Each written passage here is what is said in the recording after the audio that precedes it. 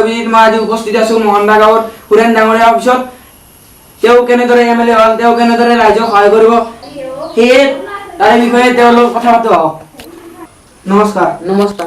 নমস্কাৰ ছাৰ, আপুনি কেনেকৈ এমএলএ হ'ল? কথাটো হ'ল মানে মই এমএলএ হ'লো মানুহক ফাঁকি দি। ছাৰ, মানুহক কি ফাঁকি দি ক'ব নেকি ছাৰ? নকওঁ দিয়ক, বহুত কথা।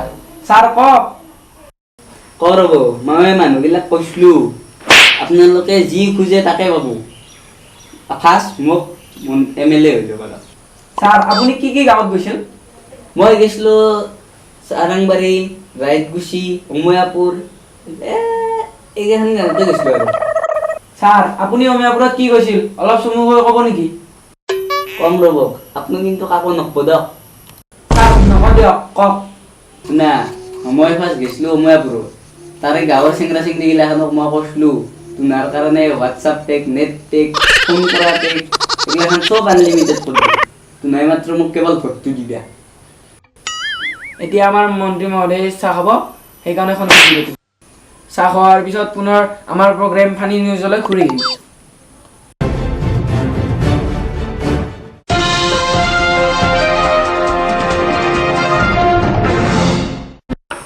এইটো হৈছে এনেকুৱা চেন, এইটো লগাৰ পিছত আপিবৰ পিছে পিছে দাউৰে। আপোনালোকৰ যদি ছোৱালী পিছে পিছে দাউৰাৰ ইচ্ছা আছে, এইটো লওক, অনলি অন ফানি ব্ৰাদাৰ্ছ। আগতে মোৰ চেহেৰা আহিছিল এনেকুৱা। তাৰপিছত মই এই ডাম্বেলটো ফানি ব্ৰাদাৰ্ছৰ পৰা অৰ্ডাৰ কৰিলোঁ। এতিয়া মোৰ বডি চাওক।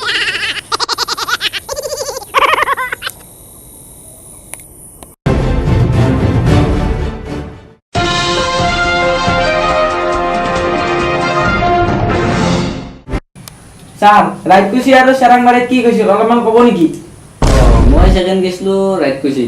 তাতে যাই কিনে মই গাঁৱত ডেকা ডেকি বুঢ়া বুঢ়ী এইগিলাখনক কৈছিলো অৰ্ধাংগিনীটো এতিয়া চাই হৈছে, মই যদি জিকো অৰ্ধাংগিনীখন আৰু একবাৰ দিয়ে কৰিম।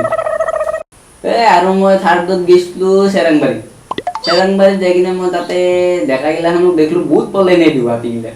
তাহাঁতৰ কাৰণে মই পলনি আশ্ৰম এটা খুলিম।